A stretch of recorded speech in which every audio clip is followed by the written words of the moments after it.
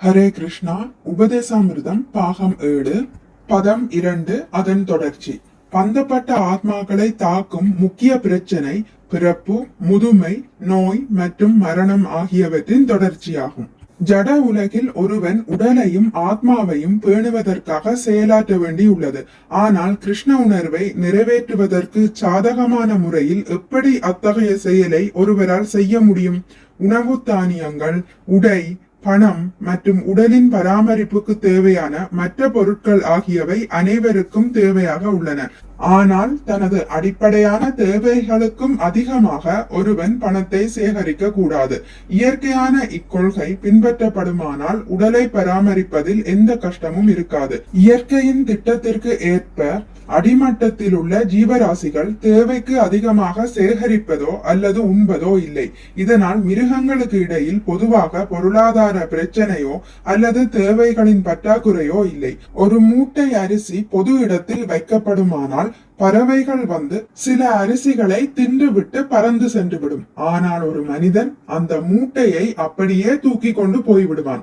அவன் வயிறு கொள்ளுமளவு தின்றுவிட்டு பிறகு மீதத்தை பத்திரப்படுத்தி வைக்க முயல்வான். சாஸ்திரங்களுக்கு ஏற்ப தேவைக்கு அதிகமாக சேமிப்பது அத்தியாகார தடை செய்யப்படுகிறது. இப்போது இக்காரணத்தினால் உலகம் முழுவதும் துன்பப்படுகின்றது. தேவைக்கு அதிகமாக உண்பதும் சேகரிப்பதும் பிரயாச அல்லது தேவையற்ற முயற்சியையும் கூட விளைவிக்கின்றன. இறைவனின் ஏற்பாட்டினால் உலகின் பகுதியில் உள்ள எவருக்கும் கொஞ்சம் நிலமும் ஒரு கறவை மாடும் இருக்குமானால் அவனால் மிகவும் அமைதியாக வாழ முடியும். வாழ்க்கை தேவையை சம்பாதிப்பதற்கு ஒருவன் ஓரிடத்திலிருந்து மற்றொன்றுக்கு செல்ல வேண்டிய அவசியம் இல்லை. ஏனெனில் உள்ளூரிலேயே ஒருவனால் உணவு தானியங்களை உற்பத்தி செய்ய முடியும் என்பதுடன் பசுக்களிடம் இருந்து பாலையும் பெற முடியும்.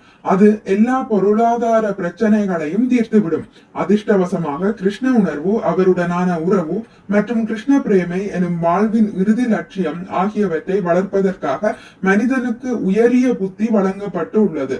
துரதிர்ஷ்டவசமாக பெயரளவேயான நாகரிக மனிதன் இறை உணர்வை குறித்து கவலைப்படாமல் தேவைக்கு அதிகமாக சேகரிப்பதற்கும் நாவை திருப்தி செய்யும் பொருட்டு உண்பதற்காகவும் மட்டுமே அவனுடைய புத்தியை உபயோகிக்கின்றான்.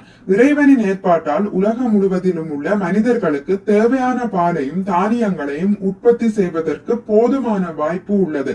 ஆனால் புத்தியை உபயோகிப்பதற்கு பதிலாக புத்திசாலிகள் என்று அழைக்கப்படும் இவர்கள் பல தேவையற்ற பொருட்கள் உற்பத்தி செய்வதற்காக தங்களுடைய புத்தியை துஷ்பிரயோகம் செய்கின்றனர். இதன் விளைவாக தொழிற்சாலைகள், கசாப்பு கூடங்கள், வேசியர் இல்லங்கள் மற்றும் சாராய கடைகள் ஆகியவை திறக்கப்படுகின்றன. அளவுக்கு அதிகமான பொருட்களை சேகரிக்க வேண்டாம், அளவுக்கு அதிகமாக உண்ண வேண்டாம், அல்லது செயற்கையான வசதிகளை பெறுவதற்காக தேவையில்லாமல் உழைக்க வேண்டாம் என்று மக்களுக்கு அறிவுரை கூறுவதாக அவர்கள் நினைக்கின்றனர். எளிய வாழ்வு மற்றும் உயரிய சிந்தனை ஆகியவற்றை பொதுவாக மக்கள் விரும்புவதில்லை.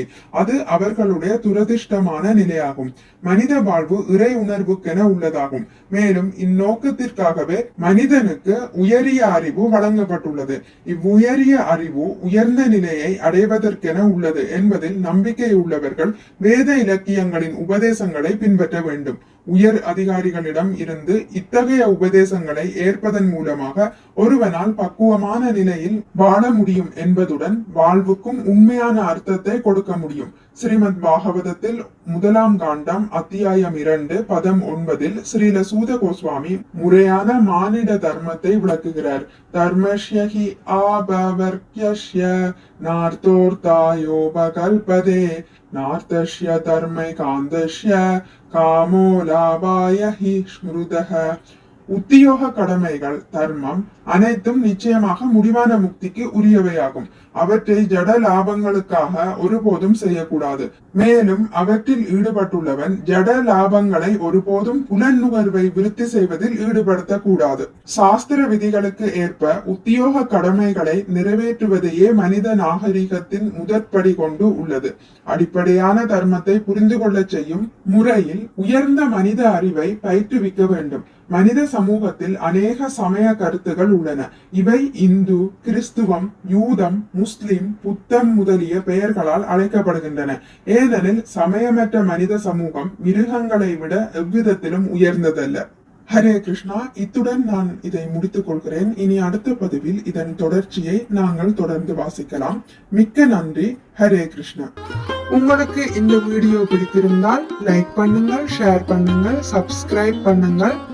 நோட்டிபிகேஷன் பெல்லை அழுத்துவதன் மூலம் அடுத்த பதிவுகள் உங்களை வந்தடையும்.